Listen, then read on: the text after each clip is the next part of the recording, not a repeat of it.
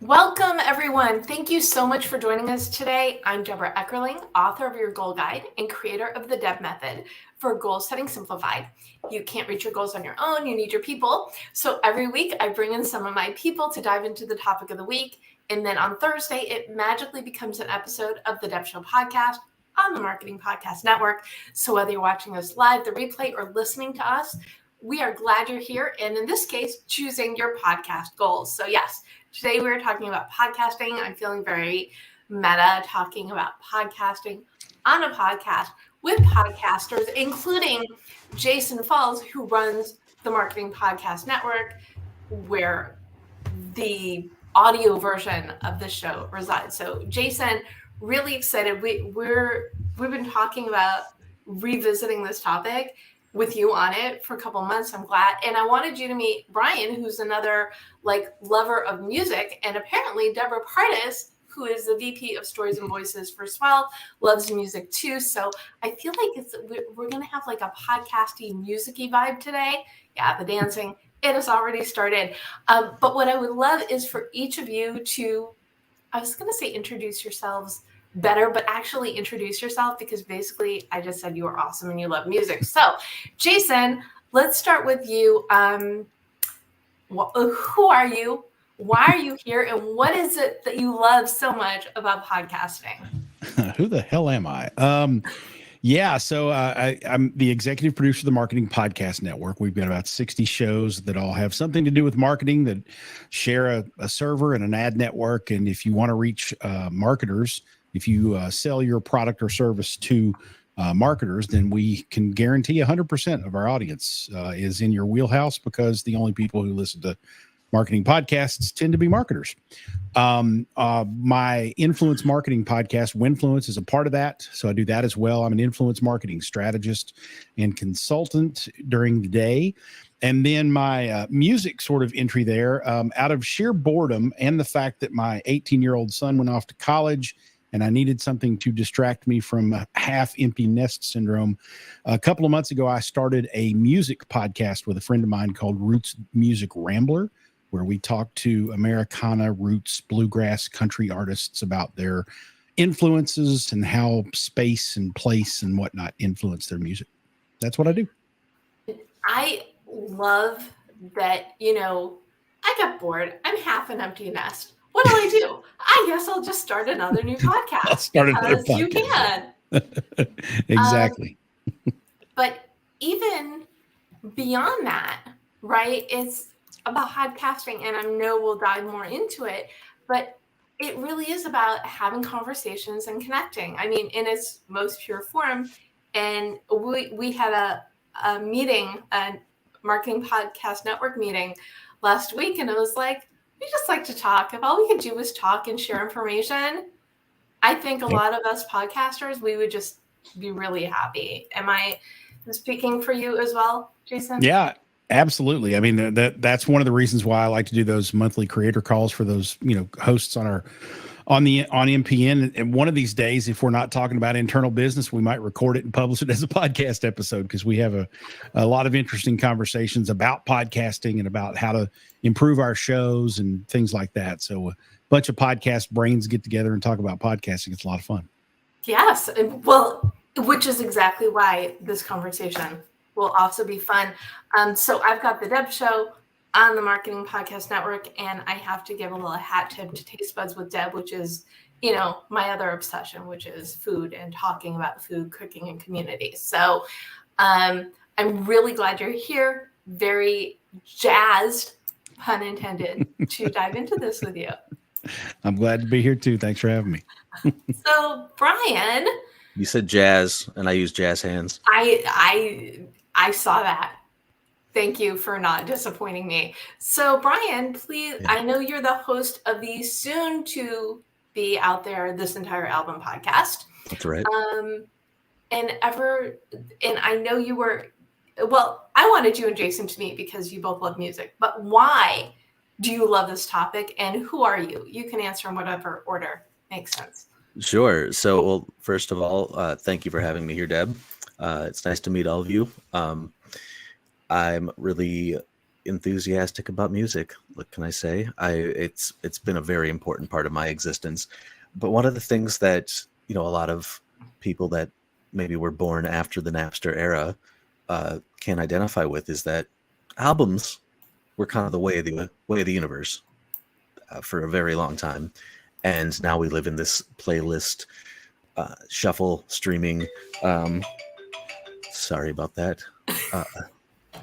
Uh, this playlist shuffle and streaming world where maybe the art of the album isn't as important to some people, although to the artists, music is still released in album form in many ways.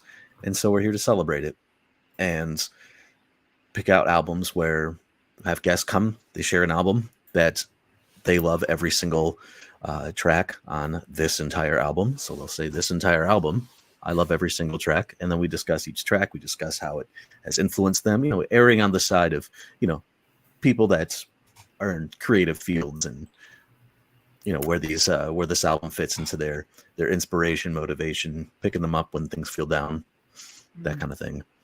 So been making a bunch of episodes and stay tuned for when the release will happen. And I challenge all of you to think about an album where you love every single track. And challenge accepted. I found myself, and I like country music, and I was listening to, I can't remember. Well, I love Sugarland because they're awesome. Faith Hill, those sorts of things. And I just, okay, Brian wants me to go through an entire album. And one of the songs I was listening to just hit me like a ton of bricks. And it was like 20 years ago, Faith Hill in concert. And I was like, So there's power to music, and being able to articulate and bring people together who share that love is a really great reason to podcast. So yay, good luck, and hurry up and start publishing. Deborah, good to see you. Wow. When you said music has power, it's like a no-brainer. So I never used to talk about this, but I had 13 years as a touring musician. I have 6 albums on Spotify, but I don't ever talk about that because I kind of stopped doing music professionally. So I don't distract people because then they have too much in their head. But I adore music, and but from a very different perspective than you'd think. It was my salvation. It was the way I expressed my soul, and it gave me strength. And my albums reflect my life a little bit, to say the least. But I've been in audio since then. I was recording my own albums, and then I transitioned really in a very joyful way in 2005 when podcasting became something that was kind of whispered. I had a public podcast in San Francisco for 3 years called Get Smart Radio. I did it live, and I used this product called Nicecast, which made your computer an actual antenna. And then I got into some more professional work, doing podcasts throughout the years for corporations. And then luck would have it, in 2019, I met an incredible, very small team of people who wanted to, build a podcast experience from your phone. And we've been around for 4 years. It's called Swell, and it gives you the ability to really speak into the world with your voice and leave that message there, and add images and links, and people can reply over time. It's very powerful, and we think it's not so much a disruption of the podcast industry as it is a beautiful complement to what you're doing. Our premium program, though, enables you to make money and to have, you can speak for 15 minutes and not 5 minutes. You can also upload an hour's worth of entertainment. So if you wanted to do it in the traditional way, you can go and do that laborious recording with music and sound design and all that stuff, and then upload it as a Swellcast. The big difference between Swellcasting and podcasting is it's interactive. So when you leave it there, people can reply in their voices. So your 5-minute Swellcast entry point could be a 25-minute podcast with voices that thread in. We have a lot of bells and whistles as well, which I won't go into, but suffice it to say that my presence in this conversation will probably lean a little bit into the democratization of podcasting so that everyone can enjoy their voice in the world and not say they got to find an engineer to do it. So that's my excitement about discussing that today. Oh, and it's such a good point too. So I record this on StreamYard, love StreamYard.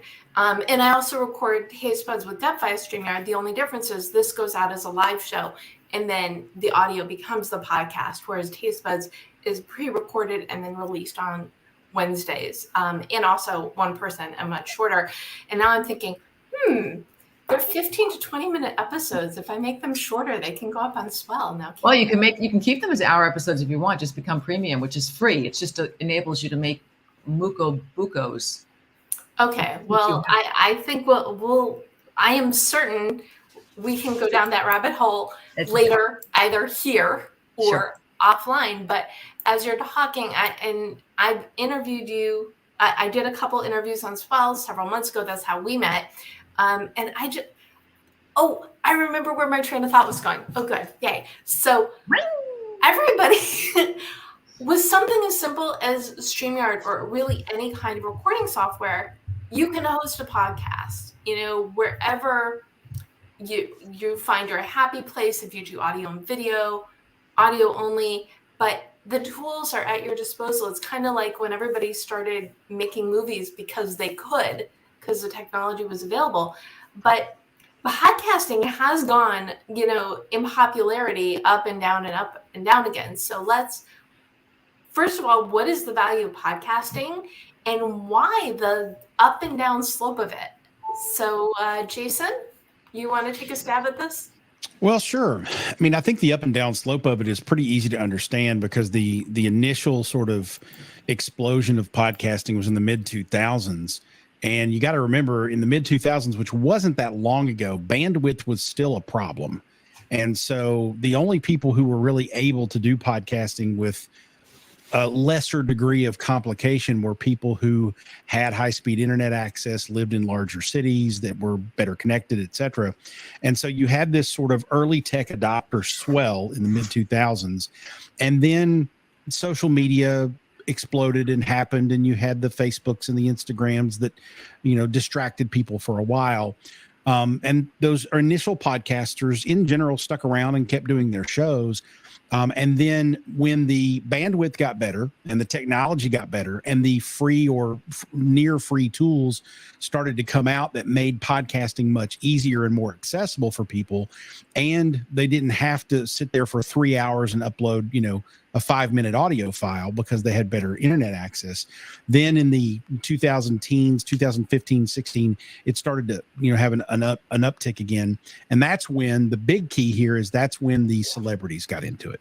When you got the Adam Carolla's podcasting, when you got the Joe Rogan's podcasting, now all of a sudden it became much more acceptable, much more of a mainstream activity for people to listen to. And the more people ran to it, the more people wanted to podcast because they saw an opportunity to get their voice out there. So the up and down swell is really kind of aligned with the availability of technology and the ability for people to do it and it being democratized, as Deborah pointed out. Nowadays, the tools are so simple, so easy. Most of them are free or near free, and anybody can do it just from their phone. And so that's why you're seeing this continual sort of uptick and increase in podcasting. And I'll leave it to everybody else to answer the other question a little bit more deeply. But my answer to what is the value of podcasting, there's two answers. Number one, for anybody, whether it's a person or a business, it is probably the most intimate form of content creation there is. Because in general, and you can do podcasting a lot of different ways, but in general, when you're sitting and having a conversation with someone, when you're having a back and forth and people are listening in on that conversation, or in some formats participating in the conversation, you're actually having that sort of intimate, almost real-time interaction with people. And that's better than a recorded video all day, every day. Even if you're just listening into a recorded audio podcast, that's a lot more intimate of a situation. For businesses, though, it's a really great opportunity to get longer form content out there that people, if you make it interesting enough, that people will consume. So I'll stop there and let the others have at that question. Okay. Deborah, what do you think? Well, everything Jason just said is like, I'm not being lazy. I'm not being lazy. Everything you just said is spot on. I think the one thing I want to add is humility and curiosity really play into people's perception of your brand, and to show yourself as an expansive person who's looking for the voice of your base is very, very powerful.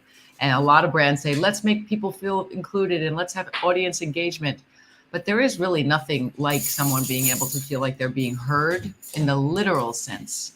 And I guess I am playing into Swell a little bit, because Swell is asking for a conversation, and conversation is, they all talk about the art of conversation, which makes it sound very highbrow, but everybody sits around, a fire with their best drink at in the middle of winter, and they tell stories.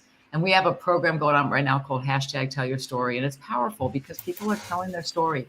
If you know how to prompt people with a great question, you got them. And I'm not saying this in a manipulative, let's get people. I'm saying I love podcasting because it brings value to me I get to know who you are, because you're speaking from a place that's not written down and scripted and, put through a filter of like perfection with TikTok. It's like you're just, look at us. Like we're invited by Deborah to have a conversation. That's like the most base way to be alive and truly present in a situation. And that is exactly why I love this format for this show, because as I said before, I get to bring together people who need to know each other, at least in my opinion, because of like minds, or, and like I said, when I planned this, I didn't realize that the backdrop of music would be another common thread. That's amazing. But I love when stuff like that, you can't make stuff like that up, that only comes out in these kinds of organic conversations. So, Brian, Yes. What are your thoughts on the value of a podcast? I think the value of a podcast, I think it's important because, let's face it, when it comes to going in depth about various topics, I feel like there's less of a premium a lot of people are putting on reading. There is with the world of social media out there, reading is a very solitary experience. I'm really kind of speaking more just from common sense, not from actual studies that I'm doing. But I feel like it's a good way to get immersed in something while doing something else. For the hyperactive ones out there, the hyperactive ones like myself, where we're always, like I like to say to people, like, don't you ever just stop and think? We have to listen to something as we're working out or cleaning or doing something. And sometimes some of us, the answer is no. It's just, let's learn something while I'm doing something else. Let's listen to something while I'm doing something else. It's a great way to connect with people. And also, again, to go in depth about things. And well, again, also not everybody has the luxury of Joe Rogan, where you could just hit record, talk for 3 hours, hit stop, upload, call it an episode. I think there's one of the things with podcasting, I feel like people don't have there isn't as much focus these days on the value of editing, because while it is a captive audience, it's only captive for as long as they're there. Amen. And so it's I do think it's I would say for a long time, look at some of the best interviewers out there, not necessarily in the podcast world, but find ways to emulate them. We're talking, the Barbara Walters, the Walter Cronkites, the Howard Sterns, people Terry that Gross. can get people to talk. What was that? Charlie Rose? Terry Gross. Oh, Terry Gross. And Terry Charlie Gross. Rose. And Hello. Charlie Rose. Yeah. I mean, some of the Beautiful. best interviewers really just watch where they go from one place to another. Now, of course, it depends on the medium, but whether it's television, radio, whatever it might be. But I do think that it's a good thing. It is an incredibly saturated market, to quote my friend comedian Eddie Firth. I don't know if he knows how often I quote him on this, but he said back in 2016 when the Rams moved back to Los Angeles from St. Louis, he said they should rename the Rams the LA Podcasts. That's good. And you know what? If people are expressing themselves and connecting with people, good. Happy for them. Yeah. Can I pick up on something Brian said around to 2 points? One is, I think that we have to realize that when we edit ourselves, there's good and bad in that. But one of the things I'm finding is that what you said in 45 minutes, you probably could have said in 5 minutes. And I'm not diminishing the 45-minute experience, but it's so interesting to think about. Our format is 5 minutes. To think about how to posit something with the exquisite economy that you can. by giving yourself a few seconds to think about it, even if you're in a reply format and not in a posting format. But if I'm replying to you, Brian, you said something, and I like rattle it off. Sometimes I have to listen back and say, I could have said that in 3 minutes and not 5 minutes. And I think that's a really beautiful thing to do. But, you know, not just to hear the sound of your voice, but to say, what does my voice sound to somebody else? Like, are they getting what I said, or am I just rambling? So that's an art form. And the other thing I wanted to say was I was in the literacy space for 17 years. I had a nonprofit called Artists for Literacy, and I did a great deal of work with the library system around the reading levels of adults. And the average reading level of this country is 4th grade. And it's statistically studied. So we know that most places, except for high-end magazines and newspapers, they write for the 4th grade. And I think that those people reading the 4th grade are not really looking for deep content. They're just doing it. I think that one of the things that's hopeful for me about podcasting is it opens it up to a larger group of people. Not to say that there's always the smartest person on podcasting, but it's nice to, it enables more people to hear more things because they can't read a lot. So. Mm-hmm. That's a really good point. And you don't know. And like I said before, I love this format because typically I will throw, unless it's on purpose, I don't like it if my guests know each other before they're on. And, you know, because it's an opportunity to get to know one another for the first time in front of others. The other thing that I also find joy in is when I bring in people on a topic, they can all be on the same business. You all are skewed a little bit differently, but I'll have like a bunch of marketers in on a topic, but they all take their own background and experience, and it's still a lively, rich conversation because everybody brings their experience, both personal and professional, to the conversation. So that's also kind of fun. Now you mix people up, anything can happen, right? Yep. So what do you all think makes a podcast stand out? Ooh, I love that question. I think it's honestly for me, it's one of two things. It's either specificity of topic, because right now the podcasting world is just this sea of noise. And in order to stand out, you've got to have a very specific differentiating thing that makes your podcast stand out from others. There has to be a gimmick, or it has to be a question that you constantly ask that nobody else does, or something like that. If you don't have that specificity of topic, then I think you have to have some sort of show business polish. You've got to have, something that makes your show better than just, no offense to anyone who has a show like this. And this show tonight would kind of qualify under this. If you just get people together to talk about whatever your topic is, that's fine. That's good. That's powerful. But that's not real compelling unless the topic of that particular episode is interesting to the audience.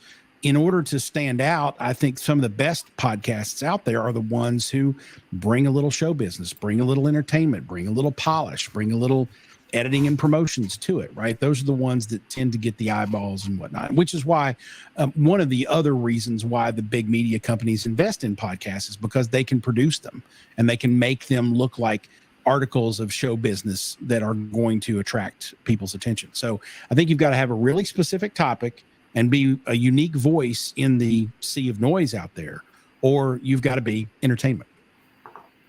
And best is if you can do both, right? Sure. Absolutely. I mean, that's going to crush for sure. Right. Let's mix it all up. Brian, thoughts?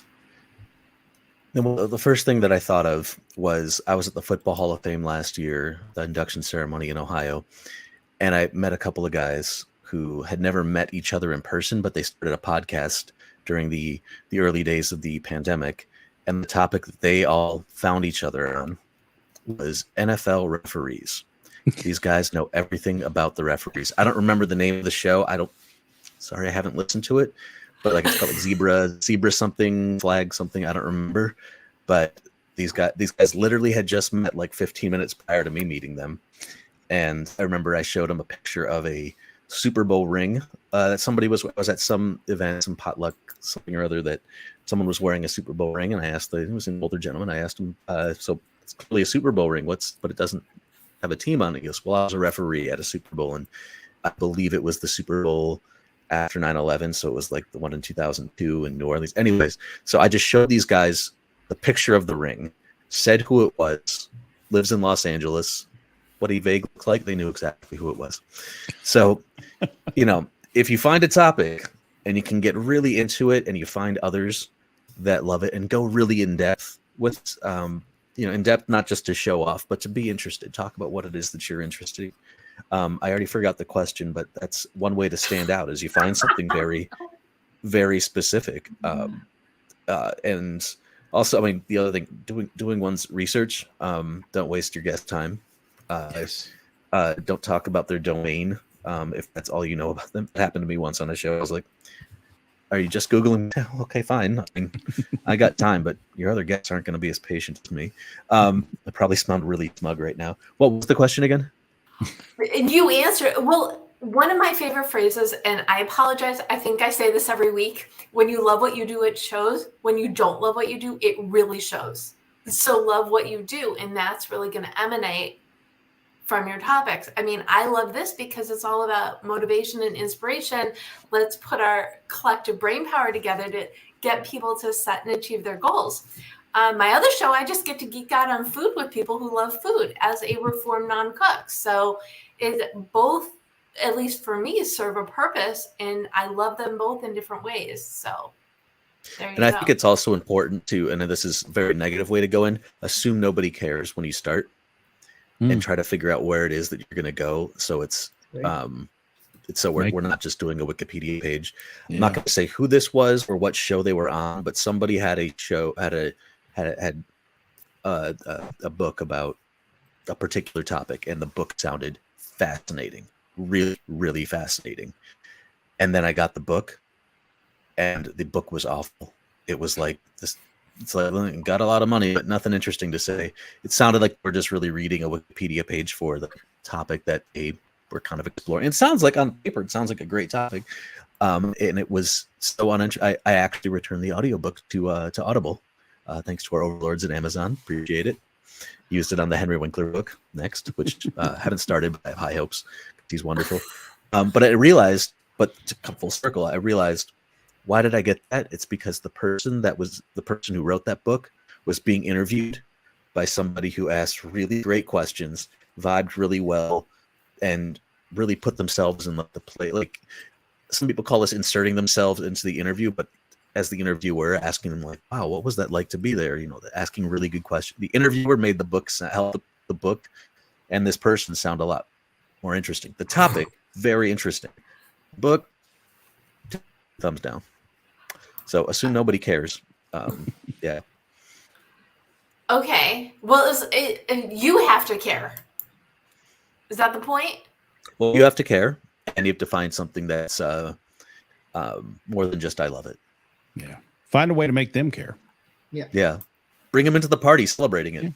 That I think celebrate whatever it is you're talking about. I think that's one way to stand out. Then, of course, tell people about it, because if you promote it, the first thing happens, which is nothing. So, caring about it, promoting it. Mm-hmm. Debra, do you have any thoughts on standing out for your I want to add to what Brian said. I think, I've been a part of over 40,000 conversations on Swell in 4 years, but I've done only about 100 interviews. And interviews meaning I've called somebody up and I said, hey, Jason Falls, I'm excited about you. I'd like to interview you. And I send you some questions, or I just started with you. We go back and forth. Something that Brian brought up is so interesting. I'll just take a different tact, but I've looked at someone's work. They are clearly an expert. I've seen their stuff, but I didn't do due diligence, and they were really bad at talking. That was on me. I built them up. I did the intro. I sent them the link, waited for their reply, and their reply was just they didn't have it. So that brings me to my other thing. Well, first, do your research so that it will stand out as a great conversation, that these two people are on fire and they have energy, and their energy comes across. Not dissing somebody who has a low energy, just in general. They just shouldn't be on your podcast, because it doesn't play well. It doesn't play well, I promise. So in connecting that to my second point, voice is audible. You need dynamic with voice. You need presence. You need a thickness of someone's aliveness. And if someone has no dynamic and doesn't play with their emotions while you're with them, where they're showing being alive, it's horrible. They sound like Siri. And I think we have to get clever about this, and maybe even in your prep with them, say something like, I'm loving this experience in this pre-game show, but I'm sensing that you're holding back a little bit, and I'm not going to give you a one-on-one on speaking, but can you give me some of your love here? Can you get a cup of coffee? I have a particular sensitivity because I'm dynamic and I don't want to overshadow my guest. I can be more excited than the guest, but I don't want to do that. It's not my show. It's a combination of that. So when I had live podcasts for those 3 years, and I did some in LA, it was so exciting because we had the live energy of the audience, and we had it was more technically difficult because we had a mic condenser right in the dropped in the middle of the audience to get them in that sound. We mixed it later, but let's stay alive. That's my particular thing. Like let's be alive. One more thing I want to say about that. I was hired to do a podcast on menopause in Los Angeles, and I wanted to make it live. And they were like, live? What women in LA would show up as admitting they're over 50? We had 75 women for each show. It was quite well populated, and it was exciting. And I was very proud to be a part of it. And what was really cool was to get these people to talk about personal issues with an audience mic was one of the most thrilling things that I've ever done in my life. To have people talk about use language because they felt like they could, and made the best trailer for this podcast series. The trailer is ridiculous. It sounds sexy, and it sounds naughty, and it sounds funny, and it sounds vulnerable, all in one burrito. And I couldn't have done that, and neither could have my doctor guests. The audience gave me that energy. So leverage your audience. If you've got an audience, bring them in somehow, because audience members are really unpredictable and brilliant, and they have things to say. So maybe integrate that. That's something that can be really exciting when you're following is to a certain point that there are people you have never met from places you've never been to that are sending you questions that you can give a shout to them and ask good questions, or tell them, look, I already answered this question. You really need to stop scrolling through Instagram as you listen to the last show. You clearly aren't paying attention. I answered this twice. I've seen it happen. But no, I think that's really think of it like a trailer. Yeah. Also, without my problem with trailers these days is they film trailers. They show scenes from like deep into Acts 3, and it's like, all right, well, we know that this one lives.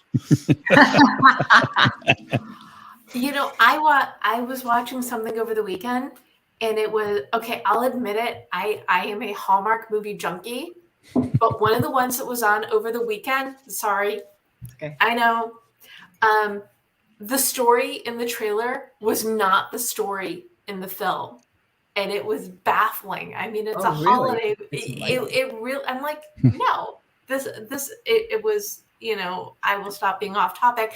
What I will add, let me rein myself in. It really is important to know your people before you start talking to them. And one of the things that I do is I host a potential guest meet and greet, because I will get total strangers or booking agents saying, hey, I have the perfect person for your podcast. Great. Come to my next meet and greet, because if I don't know them, I don't know what they love to talk about, and I don't know how they play well with others. So whether you pre-interview people or you do what I do, which is, bulk networking event, but to know the people or to have a plan B, if it doesn't work out, then maybe it becomes an article. That's happened 1 or 2 times with my other show.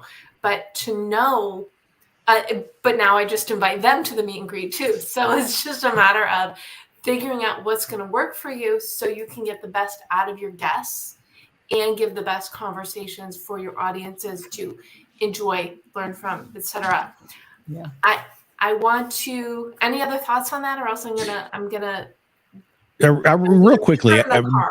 Real quickly, I wanted to throw this out there too, because I've had an instance where I did the interview prep. I, got this person on the phone and talked to them a little while. And of course, one of my podcasts is about influencer marketing. So as you might imagine, I interview influencers from time to time, although it's really more about brands and agencies. And influencers, in case you weren't aware, can be a little egotistical. So Really? this person gets on my show. I ask the first question, and 12 minutes later, he stopped talking. So that one was one where I had to say, you know what, this is going to be terrible if I use it this way. So what I actually ended up doing was going back and cutting up sound bites out of what his answers were and doing a sort of NPR narrative documentary style version to make it make sense, because I had to, because it would have sounded like crap otherwise. My point there, though, is even if you do the interview with these folks, send them a short list of instructions. Yeah. These are 60-second to 2-minute answers. Don't go crazy. Don't be too verbose. Make sure you've got good lighting if you're doing video. Send them those instructions. As elementary as they might seem, some people will actually pay attention to them, and you can always refer back to them and say, hey, this is important. Understand this. Unless you're trying to catch people off guard. It's if you're more concerned about Discord. Like, for example, if you watch Bill Maher, love him or hate him, he gives the guests the questions as far ahead of time as they can, because it's not about catching somebody; it's more about discourse. And I don't know how much influencers are into discourse. It's more just like, look here. Yeah. I will say, though, when people send me questions, including Jason, because I told you this, I said, thanks for the questions. I did not read them. Because if someone's going to ask me about goals, I'd much rather go on a goal tangent in real time rather than. So you also have to find that balance. Questions work for a lot of people. They just do not particularly work for me. And the other thing is, typically before I go live, I tell my guests, be respectful of the other guest. If you can answer a question in 2 minutes, do 2 minutes. If you need 5, take it. I didn't give these guests that instructions because they're podcasters and they know. That is all. Just so you know that it was not an omission. It was purposeful because I knew you got me. And there you go. Okay. Any other tips for getting the most out of your guests? Oh, is that a question? Yes. Any more tips about getting the most out of your guest? Question mark. Huh. Do what Deb does and prepare them and let them know what it's going to be like. But like Jason was saying, what you guys were saying, like it's important just to let them know what they're getting into, because some people may have in their head what things are supposed to look like. And yeah, I mean, it's helpful. Give them a little bit of a roadmap how things are going to go. Also another. Wait, sorry. Go.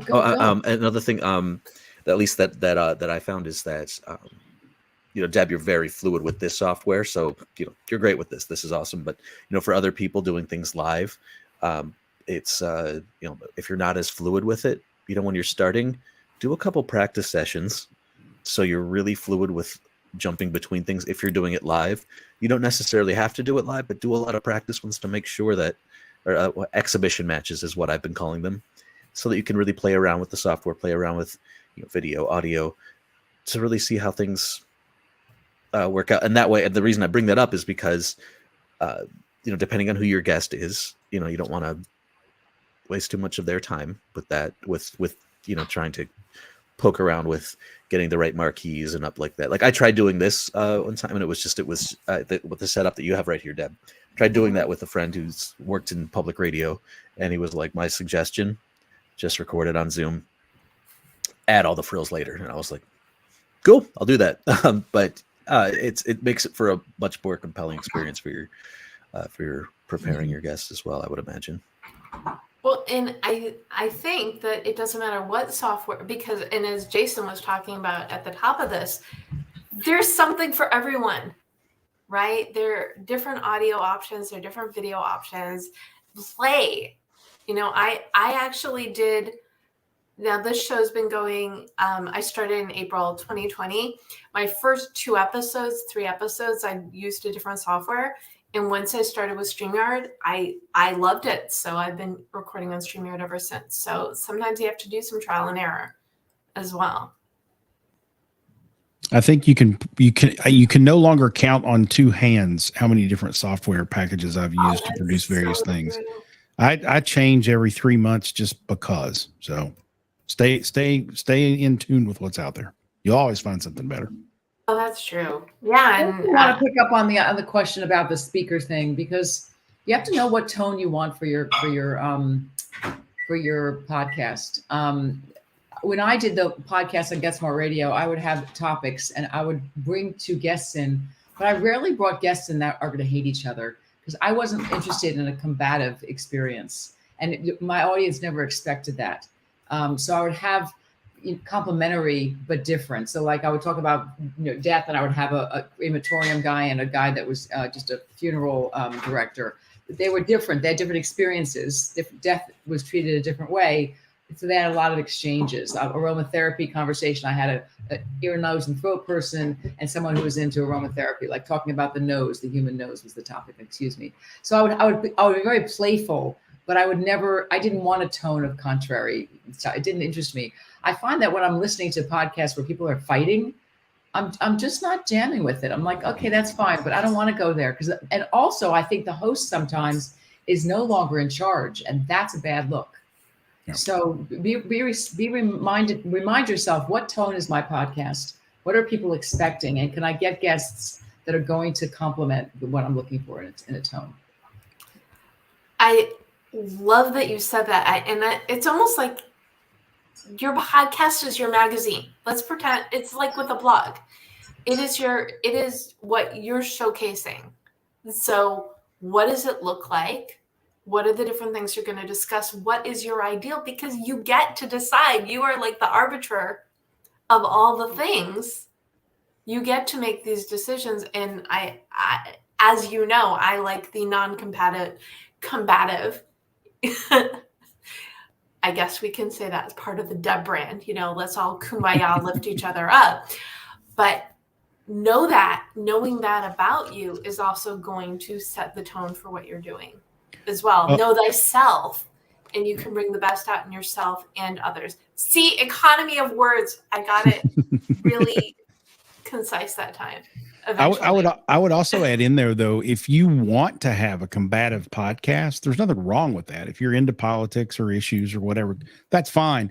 But remember that if you are doing an audio podcast, if that's one of your outputs, you cannot have people talking on top of each other, because nobody will be able to hear anything. So you have to be very careful about how that back and forth goes, or how you edit it, so that people can actually understand what the conversation is. Oh, that's such a good point. Because and yes, I'm spoiled. We do fortunately, I think the audio version of this works fine. I know a lot of shows that have video shows, it does not translate. I know the first couple podcasts I did an intro, and then afterwards I'm like, it's a conversation. People know it's a conversation. I don't have to tell people it's a conversation. Let's just go into it. But you're absolutely right. There are problems waiting to happen. Don't let them. The other thing I want to bring up around celebrity, and I guess I'm talking a little bit about a very specific detail of Swell. I've interviewed Nicole Holofcener, who's a very famous director, writer. I've interviewed Stephen Fry, Stephen Wozniak. These are people that I didn't want to try to get on into one place at one moment. And I was able to use Swell very well for that, because I would send them the file, they reply, we go back and forth. Now we have a QA function where I can load them up, and then they answer and it slides their voice in. And I didn't burden them with getting on a Zoom, being at one place at one time. But when you play back my interviews with them, it sounds like a great podcast. And it took me with Nicole, it took like a week. Stephen Fry, it took a couple of days. Woz, it took a couple of days. But you listen back and there's no bump. I mean, it's the Swell format. So we're not having coffee together, hanging out and, riffing with each other and stepping on each other's voices. But you get a good interview. You get a thoughtful, good questions, good answers interview. And I think celebrity really ultimately working with an agent to try to balance out someone's shooting schedule with like getting on your little podcast, it's impossible. But I was able to do that because I said, listen, this is how they do it. It takes 2 seconds.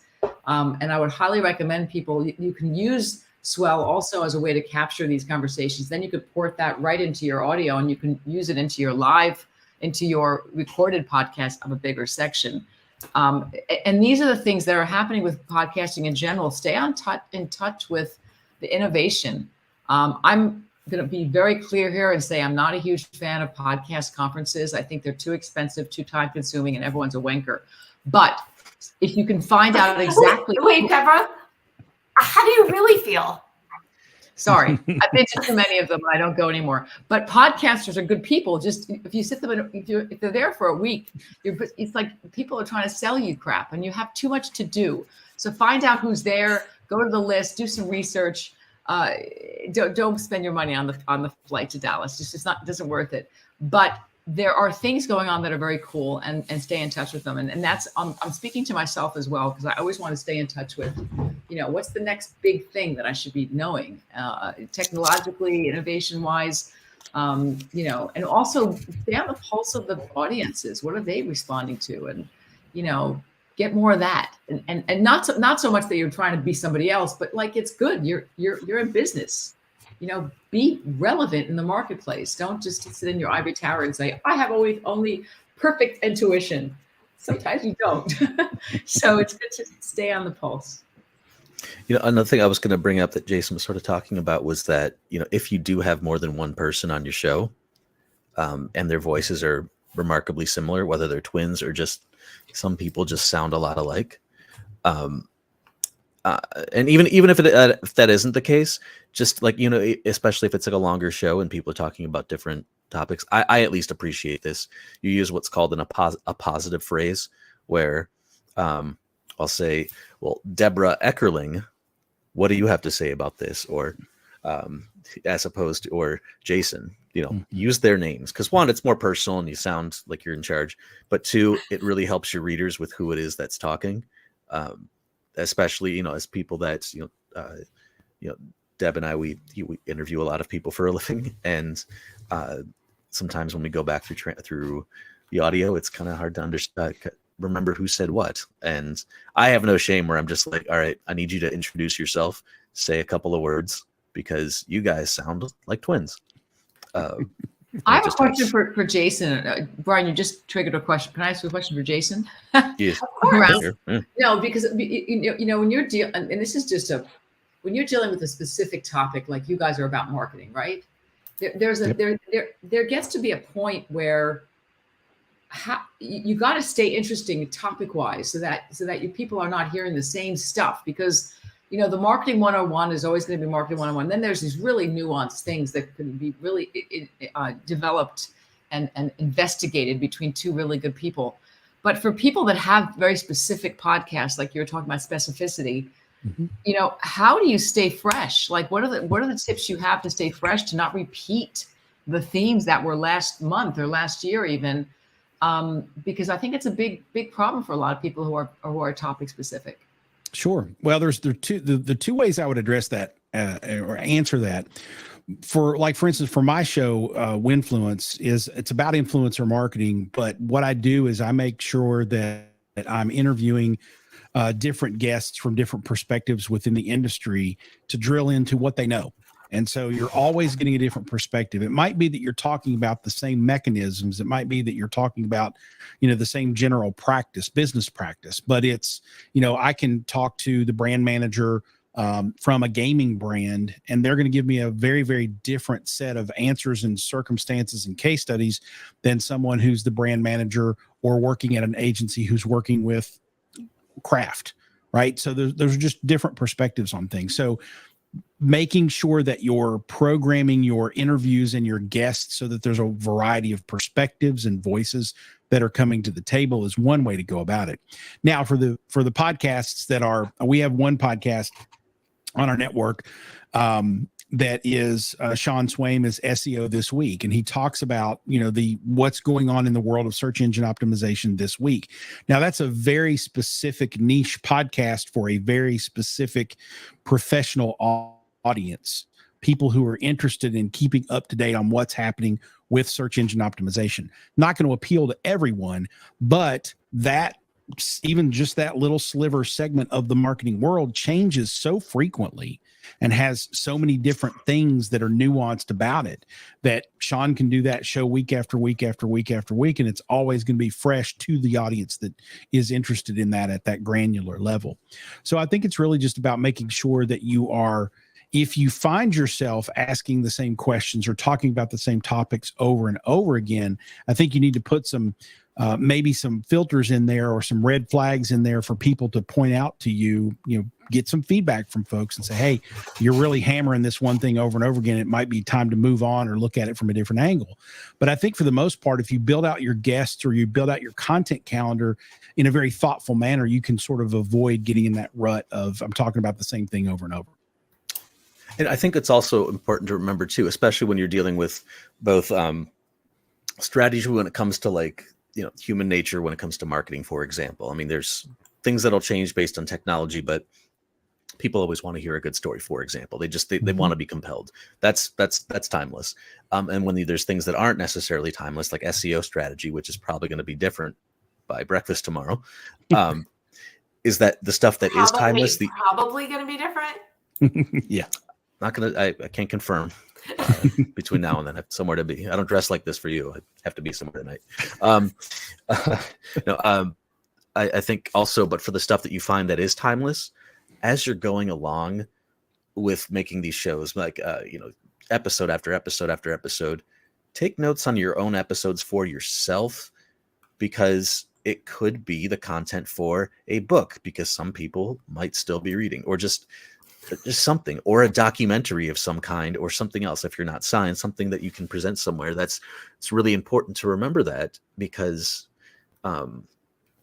it's another form of IP, of intellectual property you can put out there.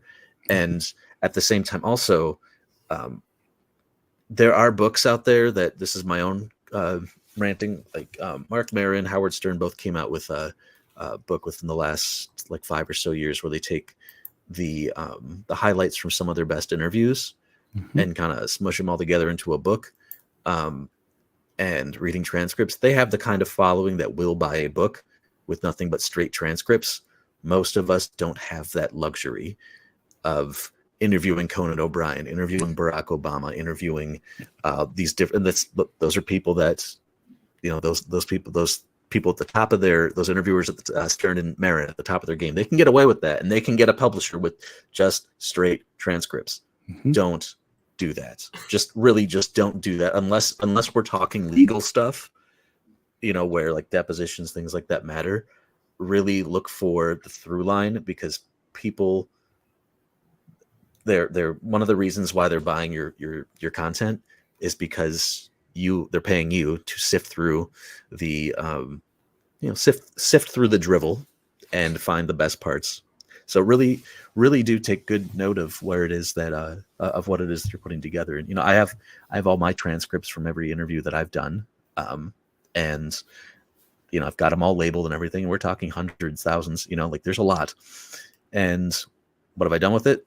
We'll say that for another episode. A really good point. And before we move forward, I want to rewind to just something back that Jason was, rather Deborah's question to Jason. Jason has a very wide definition of what is a marketing podcast. Yeah. This is apparently a marketing podcast. Yeah. It's sometimes my topics are lifestyle, sometimes they're business, but that whole motivation, inspirational factor, I think that's why I'm here, right? Yeah, I mean, your show is a marketing podcast in my definition, because you frequently will have topics like podcasting that are relevant to marketers. Leadership, motivation, organization, goal setting, all of those are relevant to marketers too. We have everything on MPN from all things private practice, which is basically how to run a service-based business private practice, mostly in healthcare and medical, but it goes beyond that as well, from Patrick Casale. But there's a lot of conversations about how to market your private practice in that. So that qualifies. The Marketing Podcast Network is the broadest definition of marketing you can come up with. The only thing that I hesitate when people say, does this fit, is if your show is almost exclusively about leadership or business and you're not going to really focus on marketing as part of your topical array or one of your content pillars, that's where I'm like, that may not fit. It might, but it may not. So it's the wide umbrella, which I think is also relevant for your podcast when you're thinking about the things that you love. Sometimes if you like so many things, that is your umbrella. That is your show. So if you haven't started a podcast and you kind of have the bug, really take some time. If you love a lot of different things, find a way to gather all of them together and put it under a something. So I cannot believe we're almost at an hour. I am not at all surprised by that, but I do want to gather some goals from my wonderful guest today. So what is something one of our listeners, audience, viewers, however you're consuming this content, what is something that they could do today, tonight, tomorrow to set podcast goals? Jason, do you have a podcast goal to gift? Yeah, I'll gift you a goal here. And just because the topic of search engine optimization popped up, this is what came into my brain for some reason. In the podcast, when you upload your podcast, you put your title and you put your description. That description, dialogue box that you can put your little show description in or your show notes or whatever. I believe you have 4,000 characters in that particular box in most podcast, hosting providers. My challenge to you, my goal or my gift that I'm giving you for your podcast, take advantage of all of that real estate every single time. And the reason I say that is so if you're writing like a 1 sentence or a 2 paragraph description and you're going with that, I'm going to challenge you and I'm going to give you a goal to make it about 4,000 characters, because that's what the search engines, whether it's on Apple Podcasts or whether it's Google or Bing or whomever else looking at that show description, that's what they consume in order to index your episode or your show. So if you're only giving them a couple of paragraphs to chew on, you're missing a huge opportunity to put more keywords and more relevant facts about that particular episode on that page so that you are indexed for more keywords, that you come up better in searches, etc. So as much as SEO can be really granular and really crazy, take advantage of that 4,000 character real estate. I know you and I have had this conversation as well. And that's why I've been doing like the full show notes, which you can get at thedebmethod.com/blog. I have expanded. I'm not quite to 4,000 characters, but I'm no longer like only 500 characters. So, baby steps. Good for you. Great goal. Love that. Deborah, what goal would you like to gift? I'd like to gift you a goal of just having a dream box and put pieces of paper in it of people you want to have a conversation with. Just go for it. Don't limit yourself. It could be anybody. Just a goal. Like, just fill it up. I love it. Because if you don't ask, the answer is always going to be no. Good. Okay, Brian, what is your goal? My goal I'm giving as a gift to everybody is maybe not necessarily today, now, next week, or next year. If there's a point where you are not excited about what it is you're doing with your show, think about why that is before giving up on it. Try to get yourself excited about it. What is it that you can do? Because it's yours. You are commander of that submarine. So you can decide what to do with it. Change it up, flip the script, and don't give up on it. As long as you're, but remember what energized you in the first place, and think about where you are right now, and decide, all right, as a consumer, would I be excited to see this? And if the answer is yes, or I'd be excited about it if it did this, or this, try doing that. You can, you probably can do it. Nice. And shorter, and don't be afraid to do something brief. Get excited about something shorter and start there. I love it as a goal, because there's a reason you started it in the first place.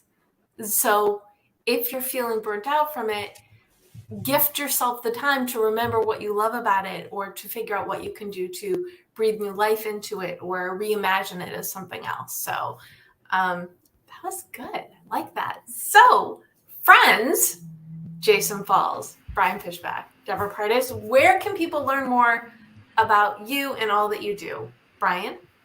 Just find me on the Insta pages. Brian, BrianFyeah, Brian F. Yeah, on the Insta pages. Everything else all goes through there. Nice. Excellent. And Deborah, where can people learn more about you? Stay after. Let's talk. No, I wish that was possible. Google my name. I'm pretty good with Google. I have my website and my Swellcast comes up. So just Deborah Pardes, and you can get DeborahPardes.com. You can get to Swellcast DB Pardes, and Insta Deborah Pardes. No one has my name. I'm pretty excited about it. So you can find me pretty easily. Awesome. And Jason, where can people learn more about you? I'm Jason Falls everywhere, and unlike Deborah, there is another Jason Falls. He's a politician in North Carolina, and he does not like me. No, yes. we've actually connected on Facebook, and we're perfectly fine friends. But he does not like the fact that I own the first 5 pages of a Google search for our name. But no, do you guys ever get together and have to exchange mail? No, we don't. He lives too far away for that. I'm really a little pissed at him, though. He won't send me a yard sign. He's got all these, like, Jason Falls for county commissioner or whatever it is that he runs for, and I want a yard sign. Slovenia and Slovakia, actually, their mail systems have to do that. I mean, I've been to neither place, but apparently their postal systems have to deal with the Jason Falls issue. Oh, there you go. Jason, do you want us to get a little GoFundMe together so we can build you a yard sign? Yeah, that'd be great. Deborah, let's work on that. That's funny. That is funny. I think it could actually be an initiative of the Marketing Podcast Network. Great. Maybe that's the MPN swag, is yard signs for all of your broadcasters. But I'm in an apartment, so I don't know where I'd put mine. There you go, hanging out the window. Oh, and by the way, I am at the Deb Method everywhere. You can go to thedebmethod.com/blog for this recap and the links. And I also put in everybody's LinkedIn. So if one or all of us has resonated and you want to connect, drop a note along with your LinkedIn request, because as I said at the top, you can't reach your goals on your own. You need your peeps. It's the perfect opportunity for us to be each other's peeps. Such a great conversation about podcasting. I really enjoyed spending time with you all today. What final thought would you like to leave people on? Brian, final thought? Focus. Really focus. Tune out. Tell the people that you love, hey, I'm going underground for a few minutes or few hours, so they don't think you're missing. And don't do what I did for the last 30 minutes here, which is help coordinate with some breaking news. Really, really focus. Try to even just do it in 25-minute spurts. Just say, hey, Siri, 25 minutes. No, shut up. No. I spell Alexa's name when I'm broadcasting, but. Yeah, just say, you over there, Siri. Set the alarm for 25 minutes. Really tune out the noise for just a little bit of time. It'll still be there after 25 minutes. See how much you get done. Yes, it will. Love that. Deborah, what final thought do you have? To compliment Brian, but be the opposite. Stay in conversation. Don't get weird and think that you can be on the top of a mountain, then come back down and be relevant. Be in conversation with people and find out what's going on, and stay nimble in your topics, because life is changing so fast, and it's really good to be responsive, not reactive, responsive. Fantastic. And Jason, final thought to you. Well, I'm getting old, and so my son went off to college, and he's been gone for several months now. So I will say my final thought would be, all the podcasting and business and all this stuff is all well and good, but take time out for yourself and take time out for your family. Don't forget them, and don't forget to take care of yourself, because if you don't, you're not going to be around long enough to enjoy it as much. So there you go. And as a side note to that, the questions you're asking all these interesting people that you've met or been connected with, or are eager to come on your show and you're thrilled about it, remember to ask those questions to people you really love as well. That's lovely. Nice. Ooh. You're a good boy. Shut up. I mean, thank you. You're a good boy. I don't think I could top that.